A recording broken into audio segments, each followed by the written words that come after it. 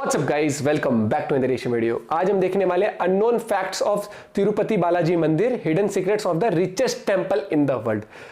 The naked truth channel से video है, original video का लिंक है डिस्क्रिप्शन में। चैनल पर तो प्लीज सब्सक्राइब, और इनके अलावा भी अगर आपको कोई हिडन सीक्रेट पता हो तो कमेंट करके जरूर बताइएगा। बाकी अमेजिंग वीडियोस आप इनके चैनल पर और भी देख सकते हैं। चैनल पर तो प्लीज सब्सक्राइब, वीडियो कर दें। 1 2 3 गो। आंध्र प्रदेश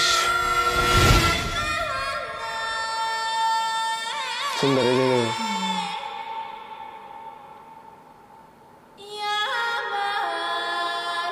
स्टोरी।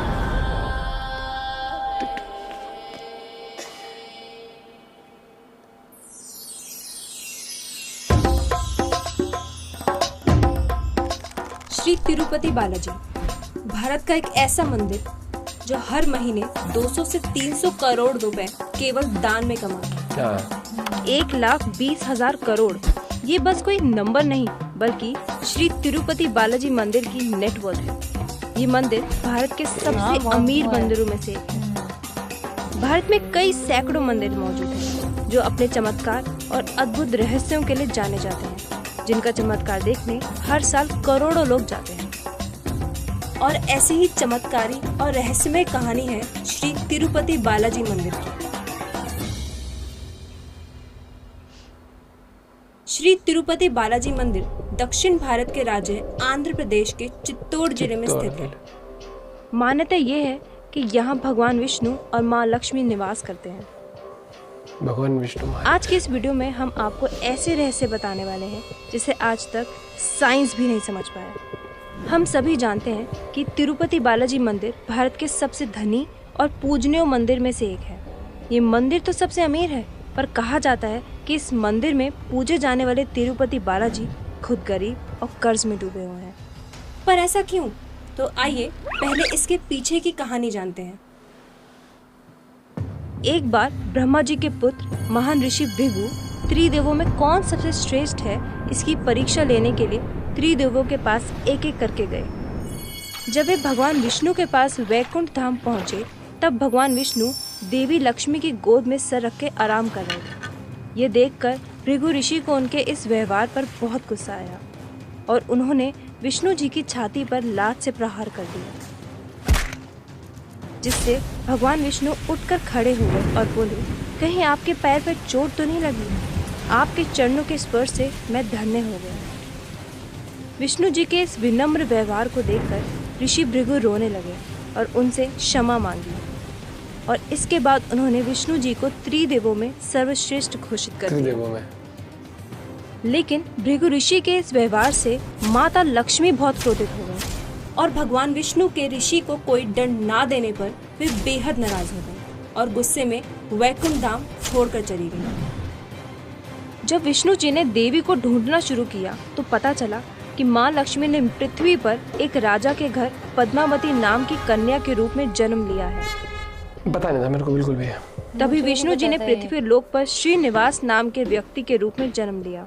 उन्होंने वहां जाकर राजकुमारी पद्मावती को ढूंढना शुरू किया और उन्हें मिलने पर उनके सामने विवाह का प्रस्ताव रख दिया, जिसे राजकुमारी ने स्वीकार कर लिया। अब सवाल ये आया कि विवाह के लिए धन कहाँ से आएगा?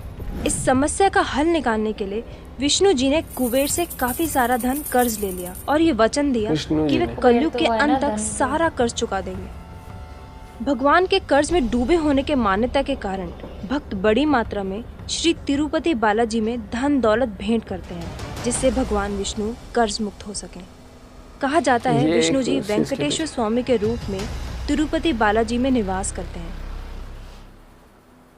7 पहाड़ों वाला मंदिर नाम से प्रसिद्ध ये ऐसा मंदिर है जहां भक्तों को नए नए चमत्कारों और रहस्यों का एहसास होता रहता है।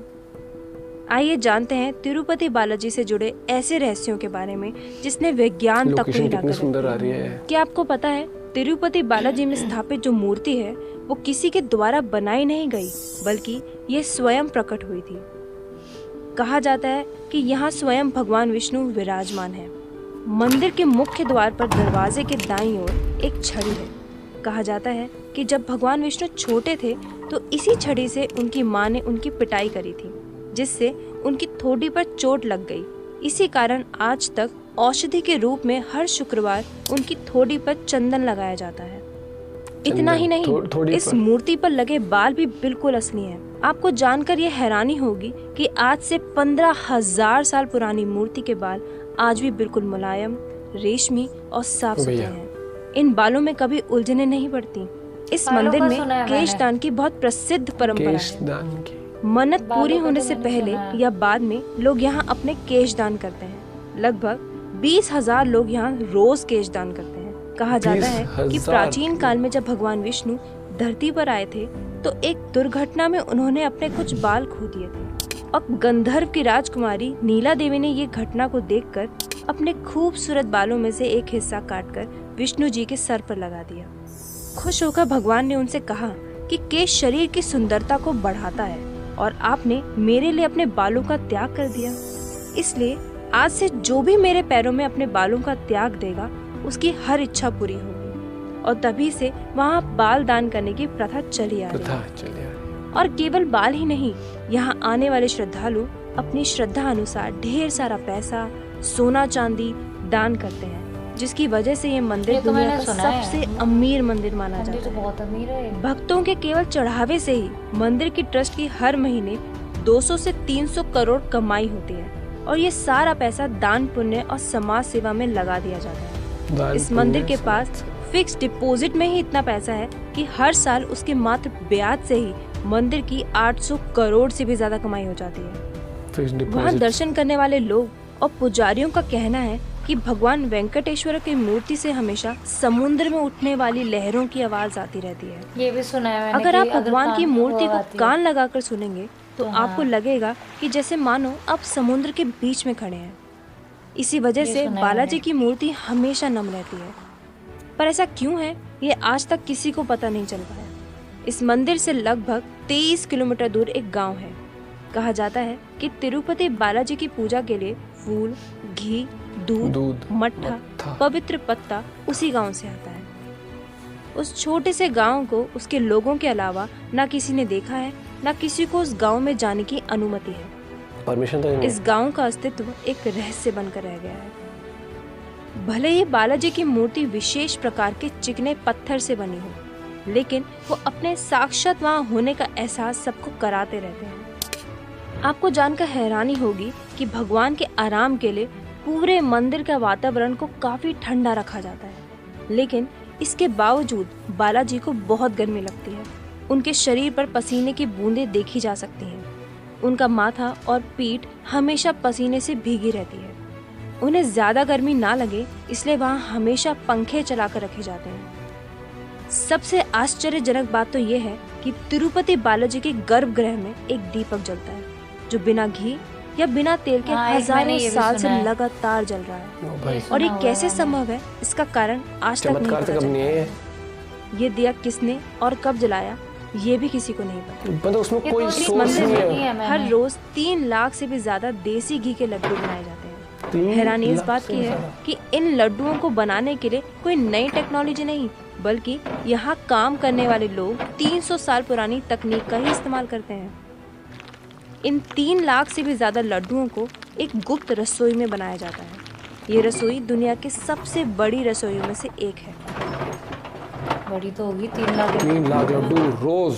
चलिए आपको एक साइंटिफिक फैक्ट बताते हैं कि जब भी किसी साधारण प्रतिमा पर पचाई कर्पूरम यानी कपूर चढ़ाया जाता है तो वे प्रतिमा धीरे धीरे चटकने लगती है, लेकिन श्री बालाजी की मूर्ति पर इसका कोई असर नहीं होता।